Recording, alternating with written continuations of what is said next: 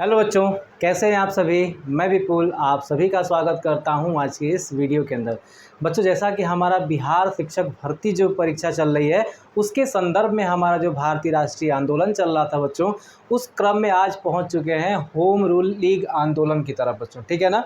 हमने इससे पहले जो है 2-3 वीडियो ऑलरेडी देख लिया है। अगर आपने नहीं देखा है तो जाके ज़रूर देखिएगा। बहुत इंपॉर्टेंट चीज़ों के बारे में उस पर डिस्कस किया गया बच्चों। और आज जो है एक इम्पॉर्टेंट टॉपिक के साथ फिर से चले हैं, क्योंकि इससे भी क्वेश्चन एग्जाम में बहुत बार पूछा जाता है बच्चों। ठीक है ना। तो आइए देखते हैं होम रूल लीग आंदोलन के बारे में। अगर आप वीडियो पे नए हैं तो चैनल को सब्सक्राइब कर लीजिएगा, वीडियो को लाइक और शेयर जरूर करिएगा। ठीक है ना।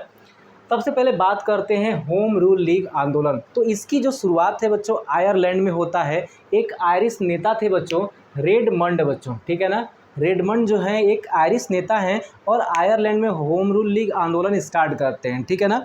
और उसी के तर्ज पे बच्चों हमारे यहाँ भारत में भी ये लीग का आंदोलन जो है स्टार्ट हो जाता है। तो सबसे पहले होम रूल लीग का मतलब क्या है। तो बच्चों होम रूल का मतलब होता है स्वशासन। ठीक है बच्चों। स्वशासन के लिए जो है एक लीग बनाया गया है, इसी को कहते हैं बच्चों होम रूल लीग आंदोलन। ठीक है ना।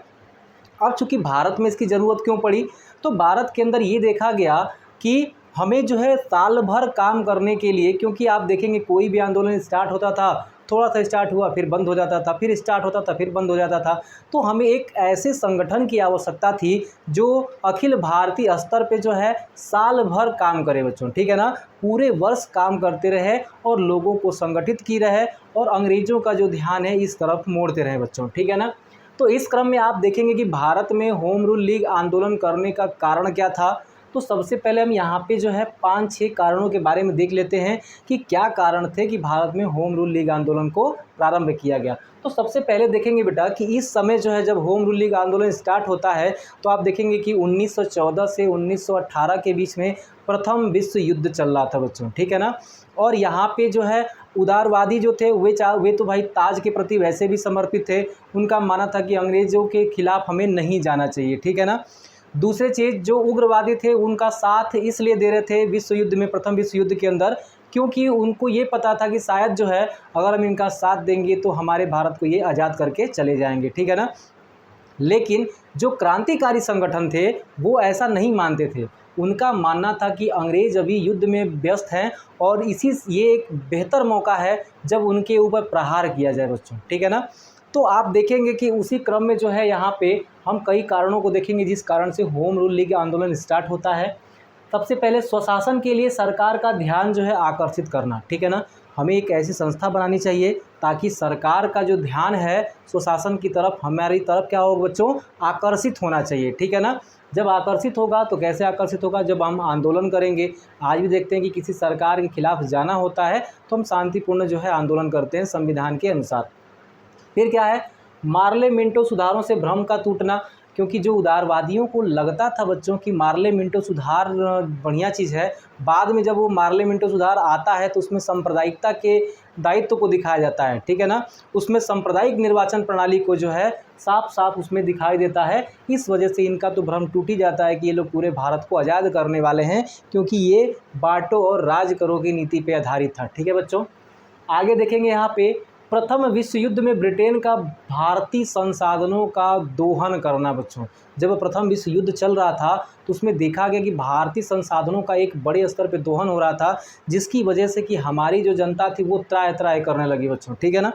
अब उनको जो है बस ये लगता था कि हमारा जो युद्ध चल रहा है वो सही से हो जाए, लेकिन इस युद्ध का एक व्यापक जो है प्रभाव हमारे भारत के ऊपर पड़ता है। भारत में महंगाई अपने चरम पे पहुंच जाती है, क्योंकि भारतीय संसाधनों का भरपूर दोहन किया जाता है बच्चों। ठीक है ना। आगे देखेंगे कि प्रमुख महाशक्तियों का अपने हितों के लिए लड़ना। चूँकि जो उदारवादी थे उन्होंने, उनका मानना ये था कि चलिए ये युद्ध में अगर हम उनका साथ देंगे वो हमें आज़ाद कर देंगे। लेकिन यहाँ पे तो देख रहे थे कि वो सभी जो लड़ रहे हैं बच्चों वो अपने अपने हितों के लिए लड़ रहे हैं, अपने उपनिवेश को बचाने के लिए लड़ रहे हैं बच्चों। ठीक है ना। तो ये भी एक कारण था जिससे कि होम रूल लीग आंदोलन स्टार्ट किया गया। आगे देखेंगे कि जून 1914 में तिलक को जेल से रिहा कर दिया जाता है। जैसा कि मैंने आपको पिछले वीडियो में बताया भी था कि 1898 के अंदर जो है 1897 के अंदर जो है तिलक को जेल के अंदर डाला गया था। और 1914 में जब ये निकलते हैं तो जाहिर सी बात है भारतीय उग्रवाद के जनक माने जाते हैं।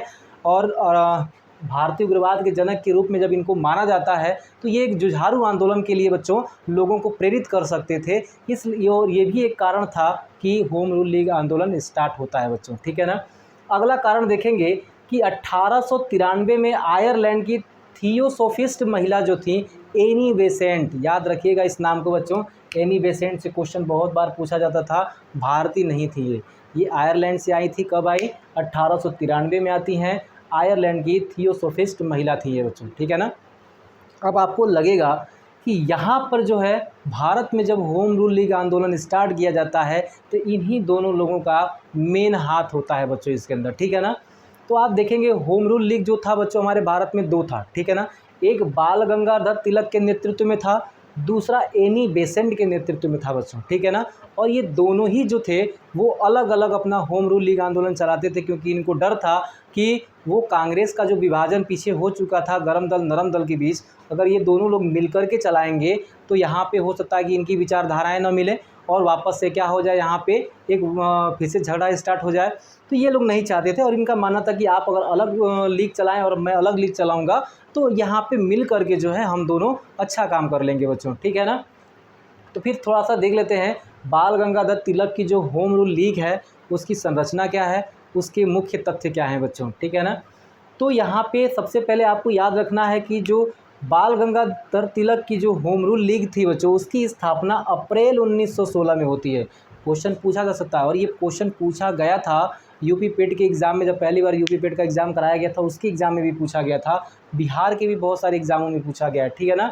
तो तिलक की होम रूल लीग की स्थापना जो है वो अप्रैल 1916 में किया गया था। फिर देखेंगे लीग का मुख्यालय, ठीक है, क्योंकि कोई भी संगठन आप बनाएंगे उसका एक मुख्यालय होना चाहिए, बिना मुख्यालय का आप कोई कार्य कर नहीं पाएंगे। तो बच्चों यहाँ पे आप देखेंगे कि यहाँ पे लीग का मुख्यालय पूना में बनाया गया, ठीक है ना। पूना के अंदर जो है लीग का मुख्यालय बनाया जाता है किसका? तिलक का बच्चों, ठीक है ना। फिर आगे देखेंगे तो पहली होम रूल लीग जो मीटिंग है बेटा वो बेलगांव में हुई थी, ठीक है ना। बेलगांव जो है उसमें पहली होम रूल लीग मीटिंग हुई थी तिलक ने पहली बार यहाँ पे मीटिंग लिया था, ठीक है ना। लीग का मुख्यालय कहाँ पे है?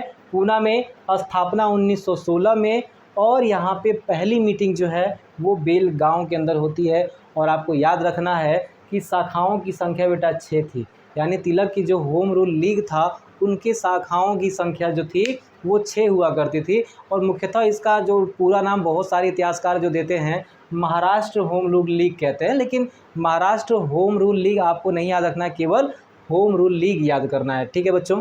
चलिए फिर इसके बाद जब आगे चलेंगे तो बाल गंगाधर तिलक की दो पत्रिकाएं आपको बहुत ज़्यादा इंपॉर्टेंट रखती हैं बच्चों, क्योंकि पूछा जाता है एग्ज़ाम के अंदर। पहला क्या है बेटा? केसरी और मराठा, दो यहाँ पे हैं बच्चों इनकी पत्रिकाएं। बाल गंगाधर तिलक की दो पत्रिकाएं हैं जिसकी माध्यम से इस आंदोलन को आगे बढ़ाया जाता है बच्चों, ठीक है ना। और इस आंदोलन के माध्यम से लोगों को राजनीतिक शिक्षा दी जाती है, लोगों को आंदोलन में आने के लिए जागरूक किया जाता है, लोगों को भारत के प्रति जागरूक की जाती है, क्योंकि देश प्रेम की इच्छा उनके अंदर जगाई जाती है। इन सारे संगठनों के माध्यम से या इन पत्रिकाओं के माध्यम से सबसे बड़ी बात जो थी वो देश प्रेम की एक झलक उनके अंदर लानी थी बच्चों, क्योंकि देश प्रेम की झलक के बिना कोई भी आंदोलन, कोई भी युवा नहीं लड़ सकता है बच्चों, ठीक है ना। जब उनके अंदर अपने देश के प्रति एक प्रेम आ जाएगा, स्नेह आ जाएगा, लगाव आ जाएगा, तो वो खुद पे खुद जो है आंदोलन के लिए तैयार हो जाएंगे।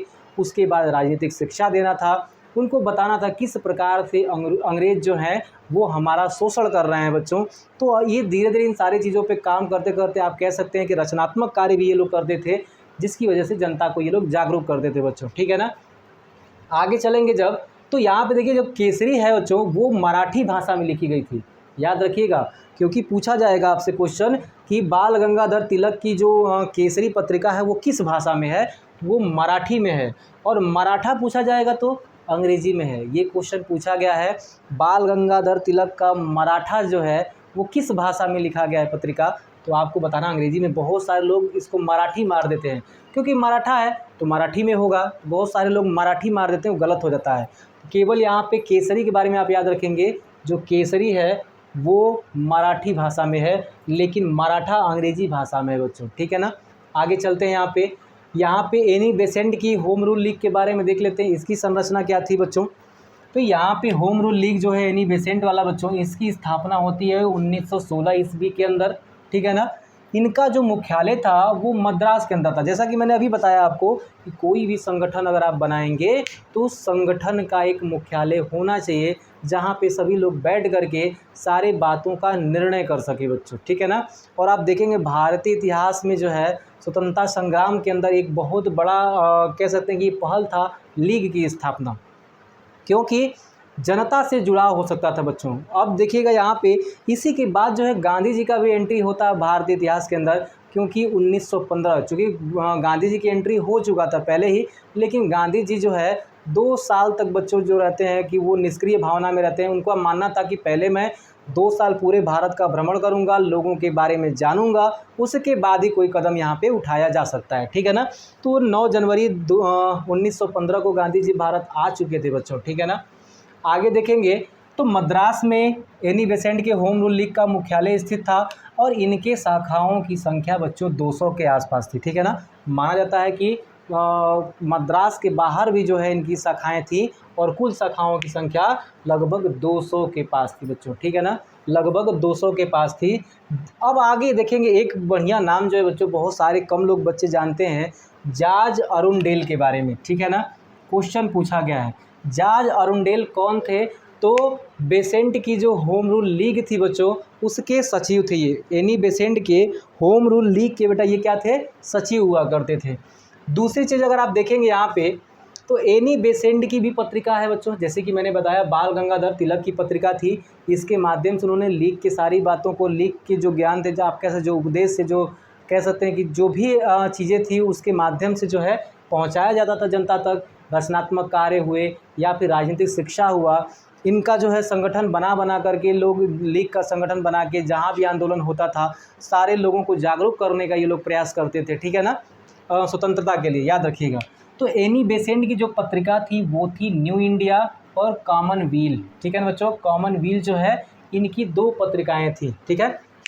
न्यू इंडिया और कॉमनवेल्थ जो है एनी बेसेंट की 2 पत्रिकाएं थी। तो पत्रिकाओं से क्वेश्चन बहुत पूछता है, ठीक है ना।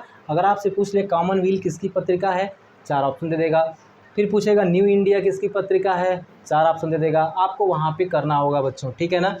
अब देखते हैं यहाँ पे जो होम रूल लीग का यहाँ पे पूरा आयोजन किया गया था, उस होम रूल लीग का यहाँ पे प्रभाव क्या पड़ता है, क्योंकि आप देखेंगे 1917 के अंदर जो है 1917 के अंदर एनी बेसेंट को अंग्रेज़ सरकार ने उठा करके जेल में भर दिया, ठीक है ना। एनी बेसेंट के साथ साथ जॉर्ज अरुंडेल उनके जो सचिव थे उनको भी भेज दिया गया, ठीक है ना। और इसके बाद हुआ व्यापक आंदोलन, ठीक है। अब सारे लोग जो है वहाँ कह सकते हैं कि जो तिलक का था या फिर इनके जो संगठन के लोग थे वे सारे लोगों ने एक बड़ा आंदोलन छेड़ दिया और कहीं ना कहीं फिर अंग्रेज़ों से वार्ताएं हुई। वार्ताएं होने के बाद फिर से इनको 1917 के अंदर ही छोड़ भी दिया जाता है बच्चों, ठीक है ना। तो अगर छोड़ने के बाद आप देखेंगे कि फिर ये निष्क्रिय हो जाती हैं और आंदोलन कह सकते हैं कि लगभग समाप्ति के तौर पे चला जाता है, क्योंकि यहाँ पे कोई एक सुयोग्य नेतृत्व तो नहीं बच जाता है बच्चों, ठीक है ना। क्योंकि आप देखेंगे कि जब इनको छोड़ा गया था तो इनको ये था कि चलिए अंग्रेज़ों ने हमको छोड़ दिया है, अब जो है हम इसको उस उत्साह के आगे नहीं बढ़ाएंगे बच्चों, ठीक है ना। चूँकि जो भी हो, लेकिन इस आंदोलन का कुछ न कुछ अंग्रेज़ों पे भी प्रभाव पड़ा, भारतीय समाज पे भी प्रभाव पड़ा और कह सकते हैं भारतीय संस्कृतियों पे भी प्रभाव पड़ा बच्चों, ठीक है ना। आंदोलन के एक नीतियों पर प्रभाव पड़ा और ये भी कह सकते हैं कि आंदोलन की एक भावी पीढ़ियों का जन्म इससे होता है बच्चों, ठीक है ना। आप देखेंगे कि होम रूल लीग आंदोलन की उपलब्धियों में पहला क्या था, केवल शिक्षित वर्ग के स्थान पे जन सामान्य को महत्ता दिया गया था। क्योंकि जो उदारवादी थे बच्चों वे जन सामान्य को महत्ता नहीं देते थे, वे केवल शिक्षित लोगों को पकड़ते थे और उसी के तहत जो है ये आगे कार्य करते थे। लेकिन इस आंदोलन के तहत शिक्षित लोगों को भी यहाँ पे शामिल किया गया और उसके बाद जो जन सामान्य के लोग थे उनको भी इस आंदोलन में शामिल किया गया ताकि भारत को जो है आज़ाद कराया जा सके, ठीक है। फिर देखेंगे देश व शहरों के मध्य संपर्क स्थापित किया गया, क्योंकि आप याद रखेंगे जब तक देशों के मध्य या शहरों के मध्य संपर्क स्थापित नहीं होगा तो लोगों को राजनीतिक शिक्षा कैसे आप पहुंचा पाएंगे, कैसे अपने संगठन के बारे में बता पाएंगे। तो यहाँ पे ये लोग एक संपर्क का माध्यम भी बनाते हैं, ठीक है ना। आप देखेंगे उस समय भारत जो है अलग अलग राज्यों अलग अलग प्रांतों में विभक्त था। तो लोगों को जो है संगठित करने का भी एक प्रयास चला था और इन्होंने इस आंदोलन के माध्यम से लोगों से संपर्क भी बनाए रखा बच्चों, ठीक है ना। आगे देखेंगे कि जुझारू राष्ट्रवाद की नई पीढ़ी का जन्म होता है, क्योंकि अब जो है इनकी राजनीतिक शिक्षा आदि से जो है एक ऐसी पीढ़ी आती है जो राष्ट्रवाद के लिए जुझारू थी। मैंने जैसा कि आपको बताया कि देश प्रेम उनके अंदर भरना था बच्चों, और जब देश प्रेम उनके अंदर भर जाएगा तो ऑटोमेटिक एक नई पीढ़ी का जन्म होगा जो जुझारू राष्ट्रवाद कह जाएंगे और अपने राष्ट्र के लिए वो संघर्ष करते हुए नजर आएंगे आज़ाद कराने के लिए बच्चों, ठीक है ना। आगे देखेंगे, इनमें सबसे बड़ी उपलब्धि थी मॉन्टेग्यू चेम्सफोर्ड सुधार जो 1919 में आता है, लेकिन घोषणा इसकी 1917 में ही कर दी जाती है बच्चों। इसके मैं आगे पढ़ाऊंगा मॉन्टेग्यू चेम्सफोर्ड सुधार, ठीक है ना। तो आप देखेंगे मॉन्टेग्यू चेम्सफोर्ड सुधार जो है बच्चों, इन्हीं के आंदोलन का एक जो है रिजल्ट था, एक परिणाम था, जो कि आती है इस रूप भारत शासन अधिनियम के रूप में मॉन्टेग्यू चेम्सफोर्ड सुधार 1919 के अंदर, लेकिन घोषणा हो जाती है 1917 में ही बच्चों, ठीक है ना। इसका एक और बड़ा लक्ष्य उपलब्धि थी बच्चों, नरम दल व गरम दल के बीच समझौता। आप देखेंगे कि इन्हीं के परिणाम स्वरूप जो है, इन्हीं के प्रयासों के परिणाम स्वरूप जो लखनऊ अधिवेशन होता है 1916 में, अंबिका चरण मजूमदार ने उसकी अध्यक्षता की थी। उस अध्यक्षता में बच्चों नरम दल और गरम दल का क्या होता है, पैचअप हो जाता है, ये दोनों मिल जाते हैं, ठीक है ना। जो कि सूरत अधिवेशन में, सूरत में विभाजन हुआ था इनका, यही लखनऊ में आकर के बेटा मिल जाते हैं। वैसे भी हमारा उत्तर प्रदेश लोगों की संस्कृतियों को, लोगों के दिलों का भी मिलाने का कार्य करता है, ठीक है ना। तो ये तो फिर भी क्या थे, भारतीय थे और भारतीय क्रांतिकारी थे बच्चों, तो इनको मिलाने का काम भी हमारे उत्तर प्रदेश के लखनऊ में ही होता है 16 के अंदर, ठीक है ना, 1916 में। आगे देखेंगे तो इन उपलब्धियों को आप याद रखेंगे, अगर आपको कोई भी एग्ज़ाम देना है तो होम रूल लीग में इतना आपके लिए जो है सफिशिएंट हो जाएगा, ठीक है बच्चों। फिर आप देखेंगे थोड़ा सा एक चीज़ याद रखिएगा कि बाद में जब गांधी जी आते हैं तो गांधी जी ने भी होम रूल लीग की अध्यक्षता स्वीकार की। कब? तो ये किया था 1920 के अंदर, ठीक है बच्चों। अगर आपसे क्वेश्चन पूछ देगा गांधी जी ने होम रूल लीग की अध्यक्षता कब स्वीकार किया, तो ये स्वीकार करते हैं बच्चों 1920 के अंदर। लेकिन ये होम रूल लीग जो था ये आयरलैंड से लिया गया नाम था बच्चों, इसलिए गांधी जी कहा कि नहीं, अब इसका नाम बेटा होम रूल लीग नहीं होगा, इसका नाम रहेगा स्वराज सभा, ठीक है ना। यानी स्वराज सभा की अगर आपसे पूछे स्थापना कब हुई थी, वो होम रूल लीग ही था बच्चों, ठीक है ना। लेकिन इसका वापस से नामकरण हुआ था, इसलिए आप कह सकते हैं स्वराज सभा 1920 में इसका नामकरण किया गया था गांधी जी के द्वारा बच्चों, ठीक है ना। तो आपने देखा कि किस प्रकार से भारतीय राजनीति में या फिर यहाँ पे राष्ट्रीय आंदोलन के अंदर होम रूल लीग आंदोलन जो है एक विशेष महत्व रखता है। एक विशेष महत्व इसलिए भी रखता है क्योंकि यहाँ पे बहुत सारी इसकी उपलब्धियाँ भी होती हैं। आगे जो है स्वराज सभा के नाम से ये लीग आगे भी चलता रहता है बच्चों। तो आज का ये वीडियो कैसा लगा है कमेंट करके आप लोग ज़रूर बताइएगा। वीडियो अच्छा लगा हो तो वीडियो को लाइक और शेयर ज़रूर करिएगा बच्चों। आज के लिए जो है इतना ही। जय हिंद।